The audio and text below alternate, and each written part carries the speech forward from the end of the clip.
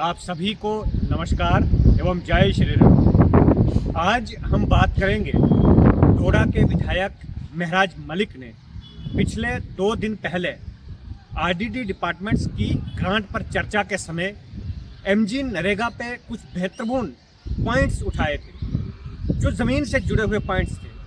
और हम धन्यवाद करते हैं महराज मलिक जी का, जिन्होंने ज़मीन से जुड़े हुए एमजी नरेगा पर जो पॉइंट्स उठाए वो निश्चित रूप से आम नागरिक और एमजी नरेगा में जो जॉब कार्ड होल्डर्स हैं उनके साथ जुड़े हुए।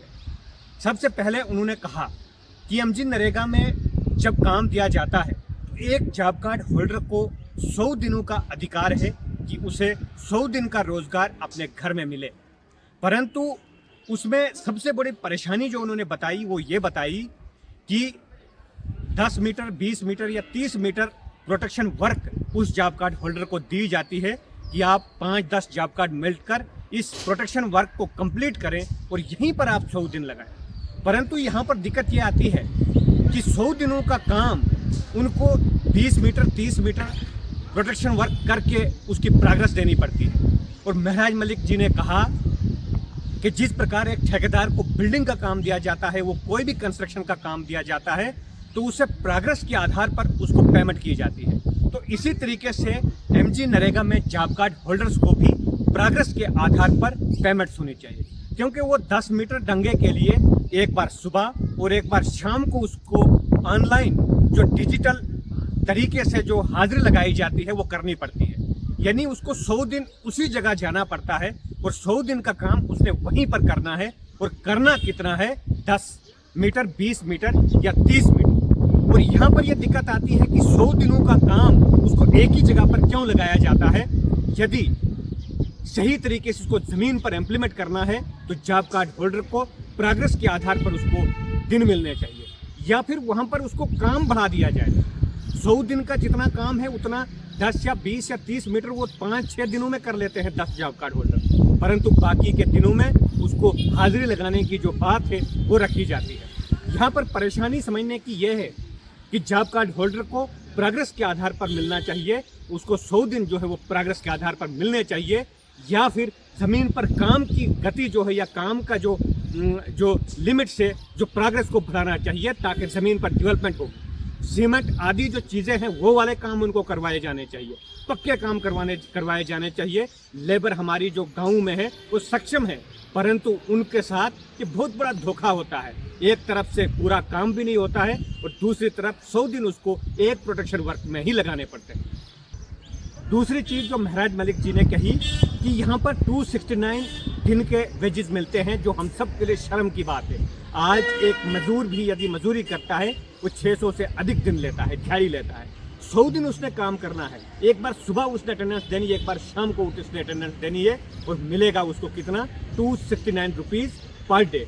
और यदि जम्मू कश्मीर से बाहर की हम बात करें तो वहाँ 300, 350, 380, 369, 350, कई स्टेटों में 300 से ऊपर ही दिन मिलते हैं, परंतु केवल एक जम्मू कश्मीर है जहाँ पर 269 पे ही काम करना पड़ता है।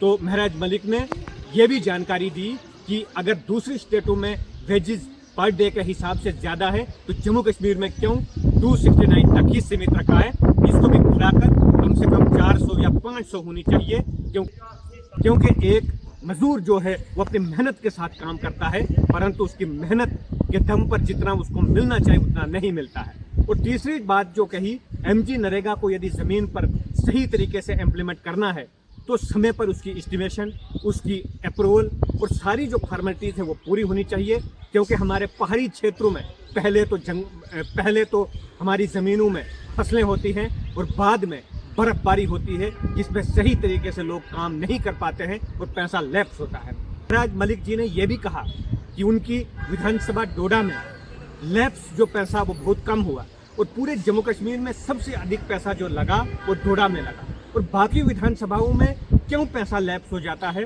जितना पैसा सरकार भेजती है उतना ज़मीन पर क्यों नहीं लगता है? क्योंकि यहाँ की ब्यूरोक्रेसी जो है, यहाँ के अफसर लोग जो है वो इस पैसे को नीचे ज़मीन तक पूरा नहीं लगा पाते हैं। यहाँ की एस्टिमेशन समय पर नहीं होती है, टेंडरिंग प्रोसेस सही टाइम पर नहीं होती है, और एमजी नरेगा में लोगों को समय पर काम नहीं मिलते हैं, जिसके स्वरूप पैसा लैप्स हो जाता है। ये सारी चीज़ें जो ज़मीन से जुड़ी हुई है वो महराज मलिक जी ने विधानसभा में रखी।